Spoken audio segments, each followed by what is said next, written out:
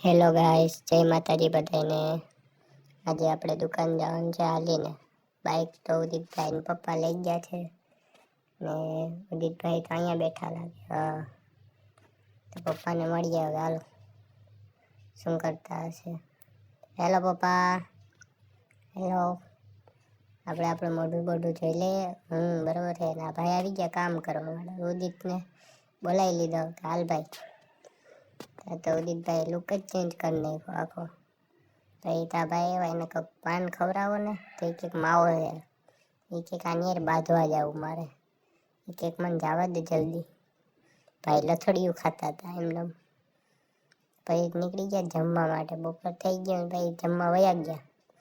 પછી તરત જમીને પાછા રિટર્ન થઈ ગયા ને બીજા જાડિયાનું કામ કરી નાખ્યું। જાડિયો આવ્યો હતો એનું કામ કરીને ઉદિતભાઈ જોવે પછી એ કહે કે મને માથું દુખે જરાક કરી દે ને। ત્યાં તો રાત થઈ ગઈ ને રાહુલભાઈ આવી ગયા।